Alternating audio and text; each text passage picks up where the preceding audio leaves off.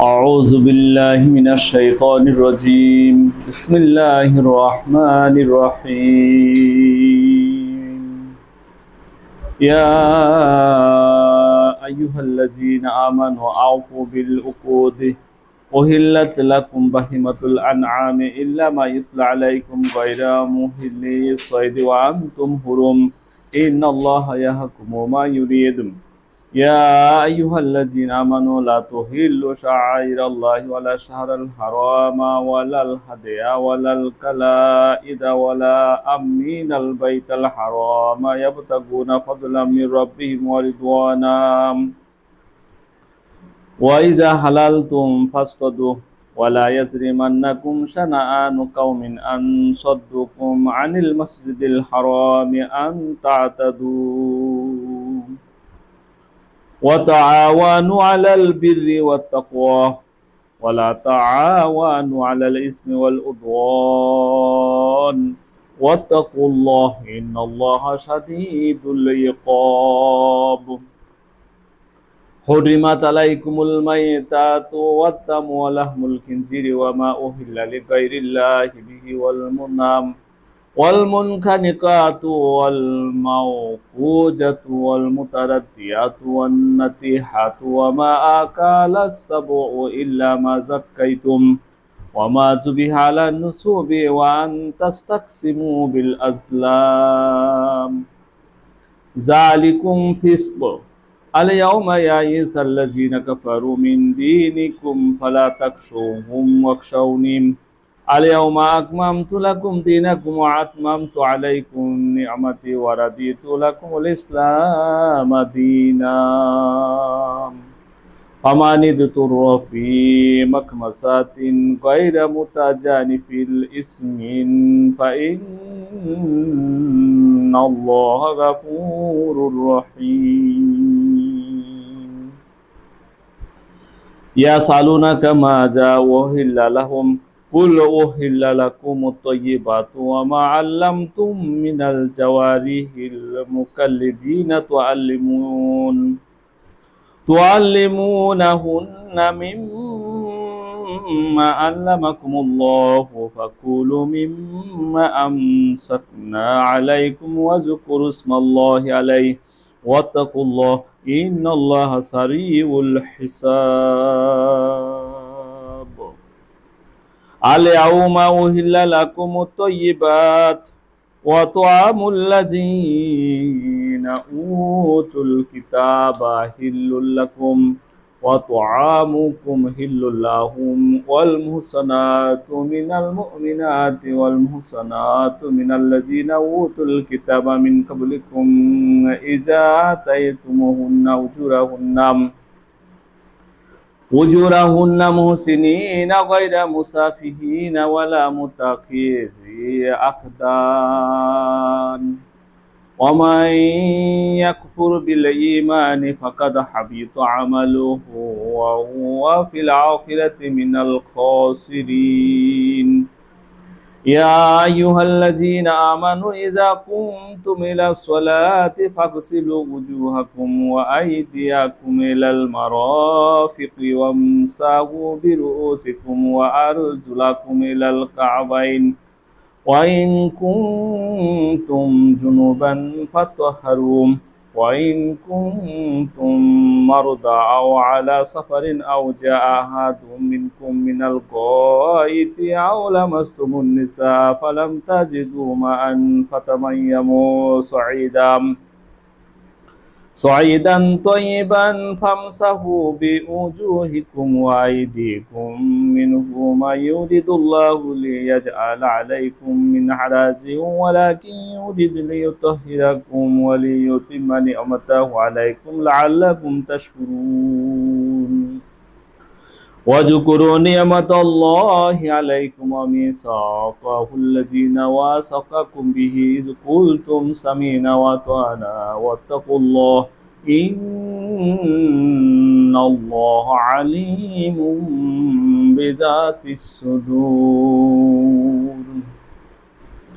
يا أيها الذين آمنوا كونوا قوامين لله شهداء بالقسط ولا يجرمنكم شنآن قوم على ألا تعدلوا اعدلوا هو أقرب للتقوى واتقوا الله إن الله خبير بما تعملون وعد الله الذين آمنوا وعملوا الصالحات لهم مغفرة وأجر عظيم والذين كفروا وكذبوا بآياتنا أولئك أصحاب الجحيم يا أيها الذين آمنوا اذكروا نعمة الله عليكم إذا هم قوم أن يبسطوا إليكم أيديهم فكف أيديهم عنكم واتقوا الله وعلى الله فليتوكل المؤمنون ولقد أخذ الله ميثاق بني إسرائيل وبعثنا منهم 12 نقيبا وقال الله إني معكم لئن أقمتم الصلاة وآتيتم الزكاة وآمنتم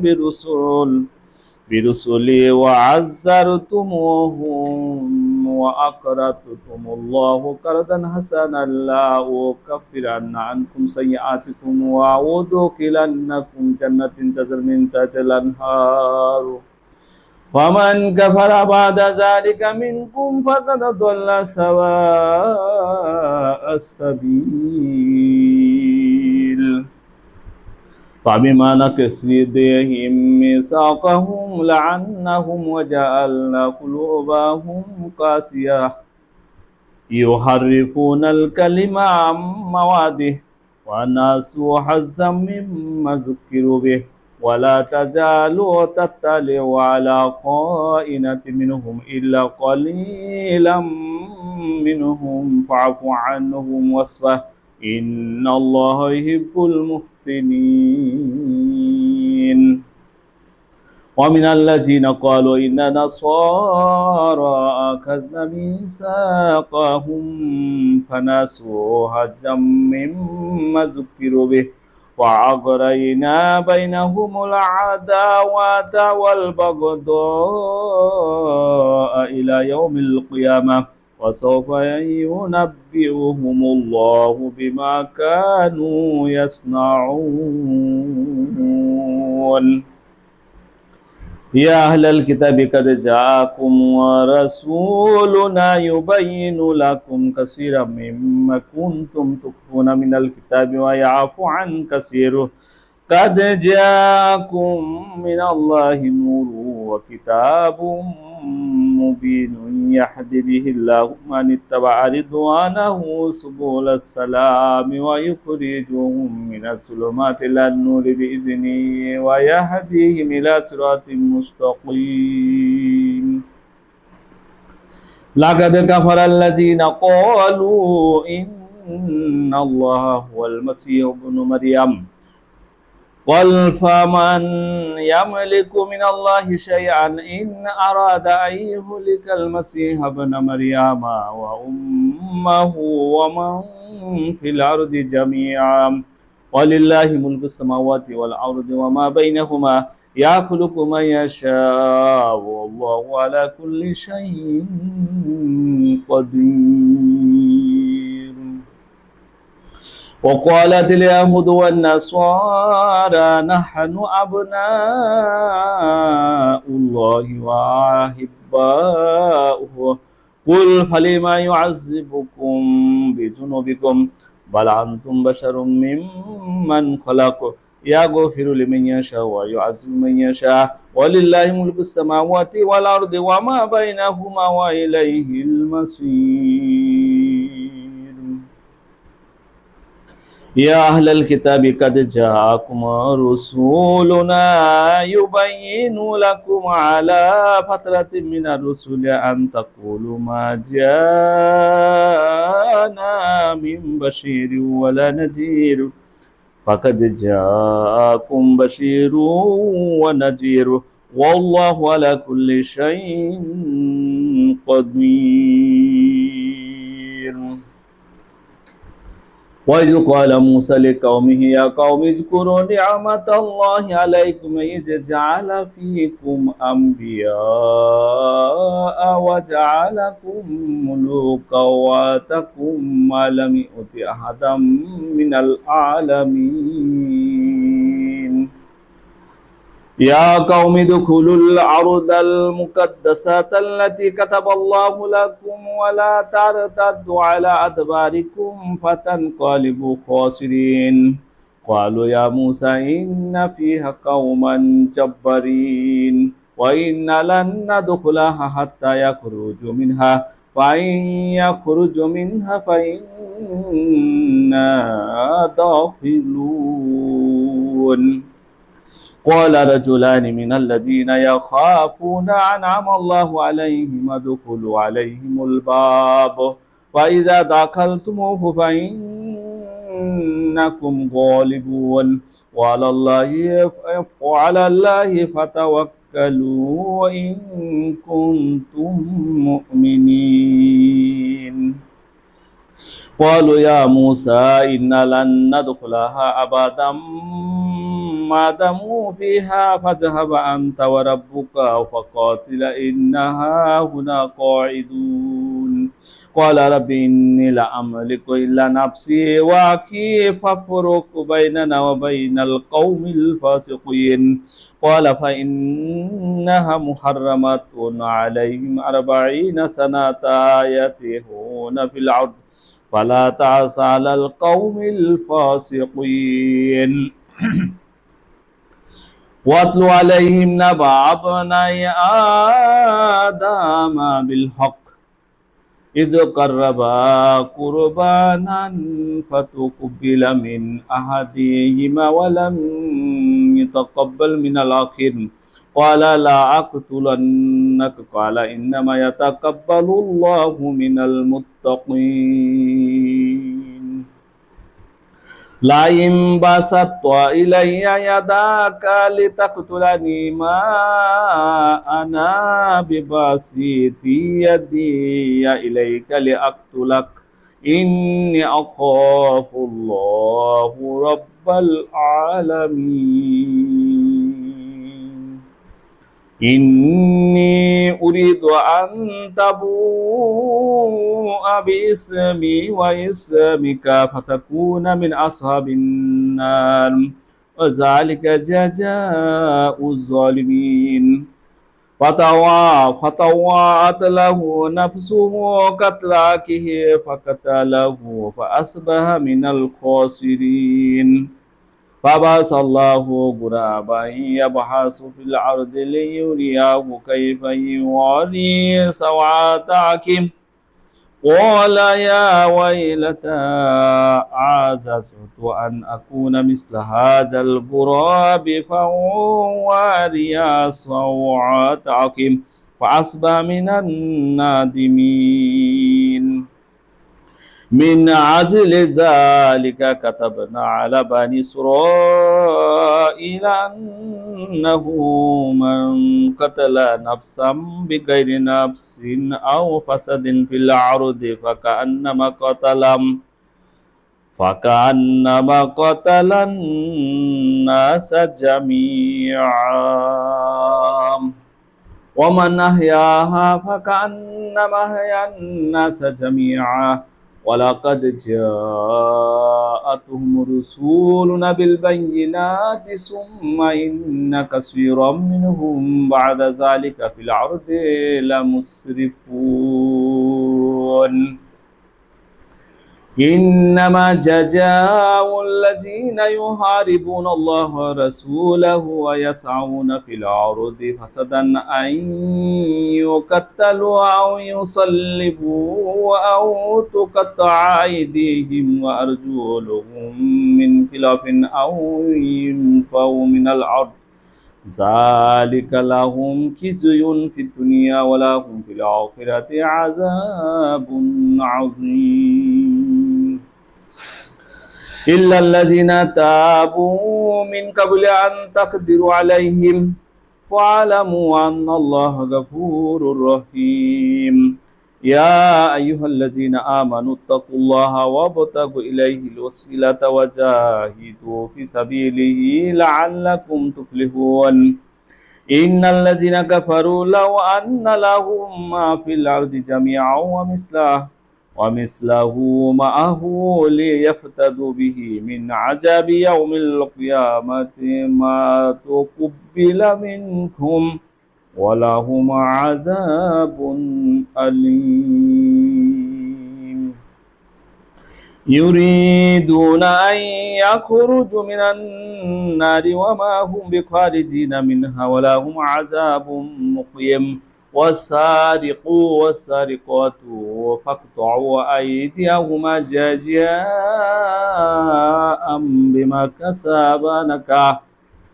بما كسبا نكالا من الله والله عزيز حكيم فمن تاب من بعد ظلمه وأصلح فإن الله يتوب عليه إن الله غفور رحيم ألم تعلم أن الله له ملك السماوات والأرض يعذب من يشاء ويغفر لمن يشاء والله على كل شيء قدير يا أيها الرسول لا يحزنك الذين يصارعون في الكفر من الذين قالوا آمنا بأفواههم ولم تؤمن قلوبهم ومن الذين هادوا سمعون للكذب سمعون لقوم آخرين لهم يحرفون الكلم من بعد مواضعه يقولون إن أوتيتم هذا فخذوه وإن لم تعطوه فاحذروه ومن يرد الله فتنته فلن تملك له من الله شيئا أولئك الذين لم يرد الله أن يطهر قلوبهم لهم في الدنيا خزي ولهم في الآخرة عذاب عظيم سمعون للكذب أكلون للسحت فإن جاءوك فاحكم بينهم أو أعرض عنهم وإن ترد عنهم فلن يضروك شيئا وإن حكمت فاحكم بينهم بالقسط إن الله يحب المقسطين وكيف يحكمونك وعندهم التوراة فيها حكم الله ثم يتولون من بعد ذلك وما أولئك بالمؤمنين إن أنزلنا التوراة فيها هدى ونور يحكم بها النبيون الذين أسلموا للذين هادوا والربانيون والأحبار بما استحفظوا من كتاب الله وكانوا عليه شهداء فلا تخشوا الناس واخشوني ولا تشتروا بآياتي ثمنا قليلا ومن لم يحكم بما أنزل الله فأولئك هم الكافرون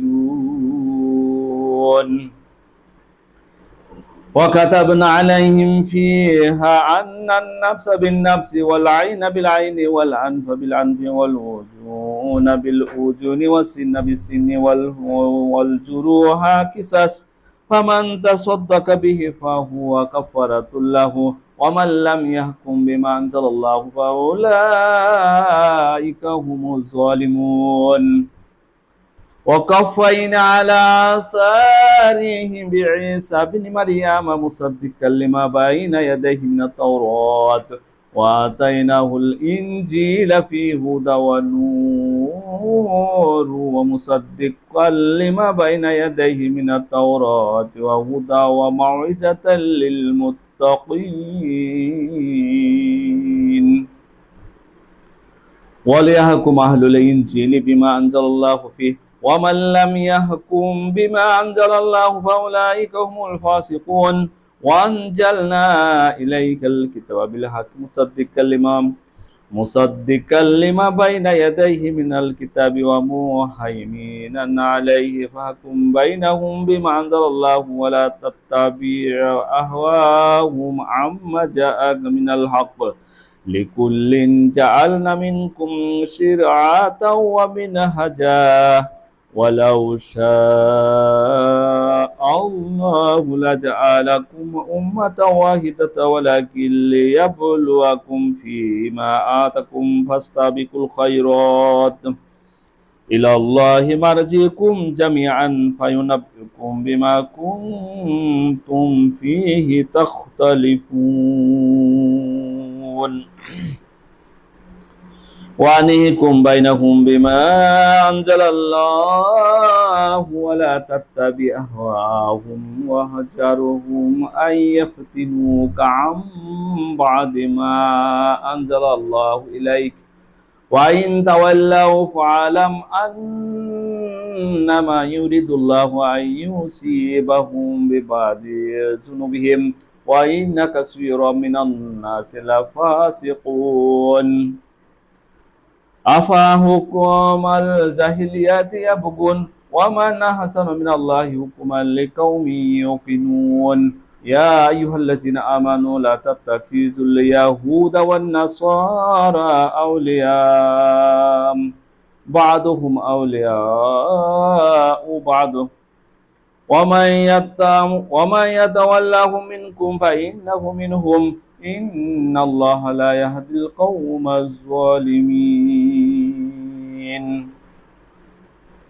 فترى الذين في قلوبهم مرض يسارعون فيهم يقولون نخشى أن تصيبنا دائرة وعسى الله أن يأتي بالفتح أو أمر من عنده فيصبحوا على ما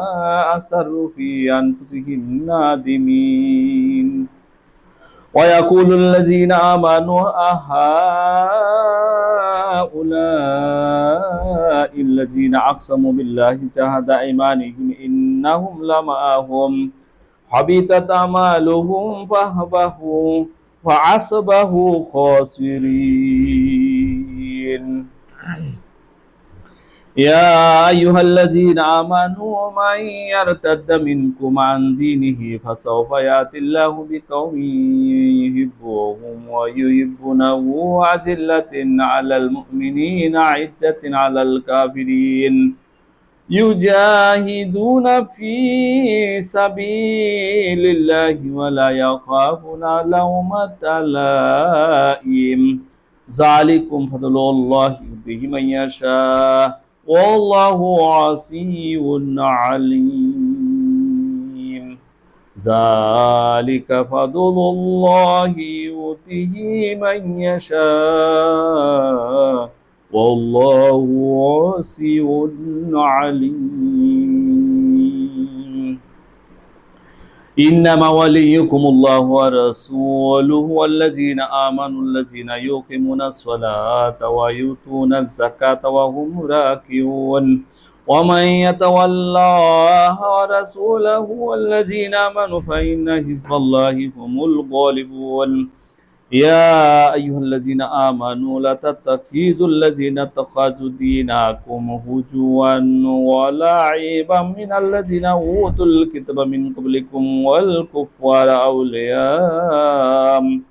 واتقوا الله إن كنتم مؤمنين وإذا ناديتم إلى الصلاة اتخذوها هزوا ولعبا ذلك بأنهم قوم لا يعقلون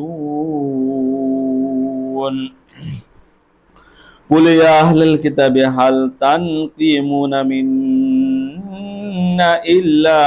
أن آمنا بالله وما أنزل إلينا وما أنزل من قبل وأن أكثركم فاسقون قل هل أنبئكم بشر من ذلك مثوبة عند الله من لعنه الله وغضب عليه وجعل منهم القردة والخنازير وعباد الطاغوت أولئك شر مكانا وأضل عن سواء السبيل وإذا جاءوكم قالوا آمنا وقد دخلوا بالكفر وهم قد خرجوا به والله أعلم بما كانوا يكتمون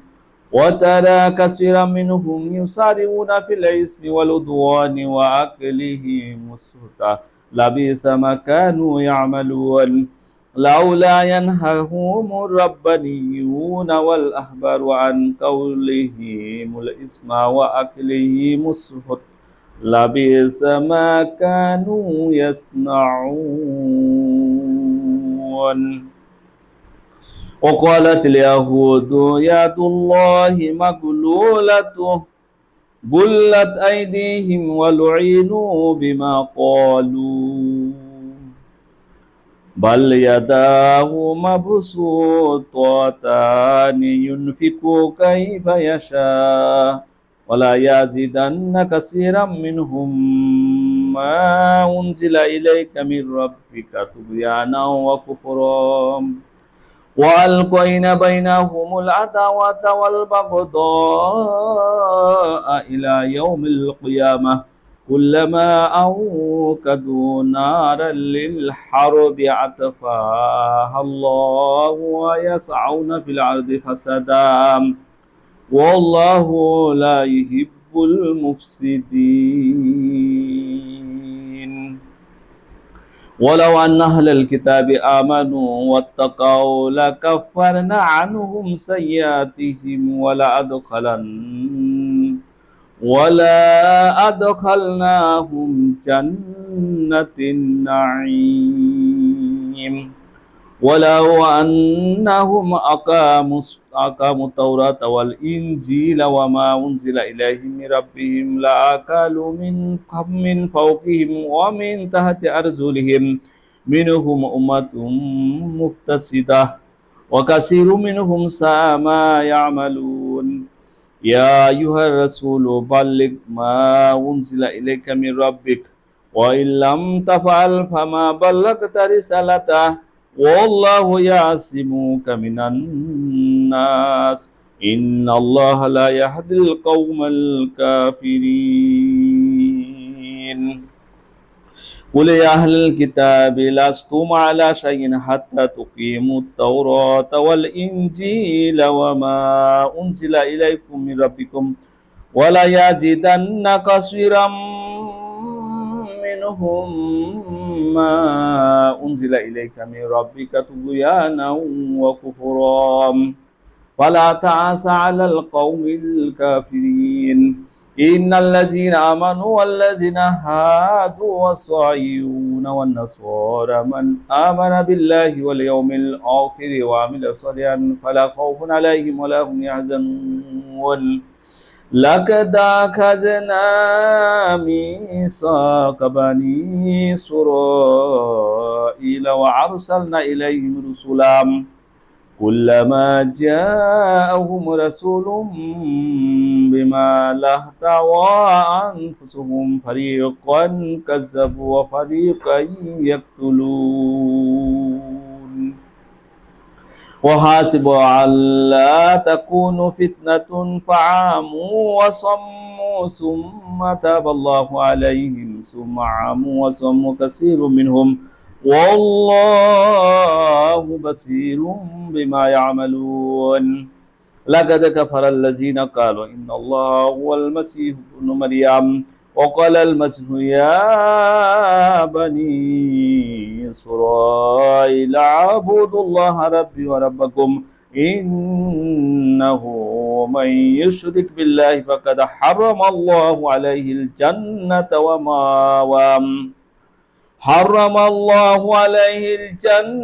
ومأواه النار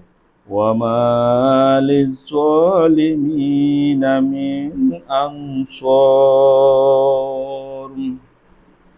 لقد كفر الذين قالوا إن الله ثالث ثلاثة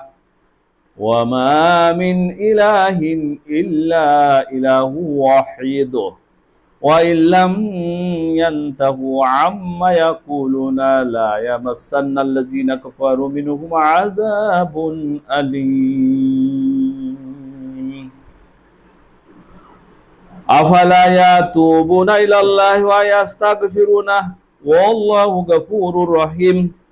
ما المسيح ابن مريم إلا الرسول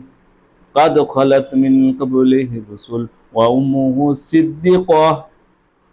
كانا يأكلان الطعام انظر كيف نبين لهم الآيات ثم انظر أنى يؤفكون قل أتعبدون من دون الله ما لا يملك لكم ضرا ولا نفعا والله هو السميع العليم قل يا أهل الكتاب لا تفعلوا قل يا أهل الكتاب لا تغلوا في دينكم غير الحق ولا تتبعوا أهواء قوم قد ضلوا من قبل وضلوا كثيرا وضلوا عن سواء السبيل لئن الذين كفروا من بني إسرائيل على لسان داود وعيسى بن مريم ذلك بما عصوا وكانوا يعتدون كانوا لا يتناهون عن منكر فعلوه لبئس ما كانوا يفعلون ترى كثيرا منهم يتولون الذين كفروا لبئس ما قدمت لهم أنفسهم أن سخط الله عليهم وبالعذاب هم خالدون ولو كانوا يؤمنون بالله والنبي وما أنزل إليهم اتخذوهم أولياء ولكن كثيرا منهم فاسقون لتزيدن أشد الناس عداوة للذين آمنوا اليهود والذين أشركوا ولا تزيدن أقربهم مودة للذين آمنوا الذين قالوا إنا نصارى ذلك بأن منهم قسيسين ورهبانا وأنهم لا يستكبرون صدق الله المولانا العظيم وصدق رسوله النبي الكريم آمنت بالله السلام عليكم ورحمة الله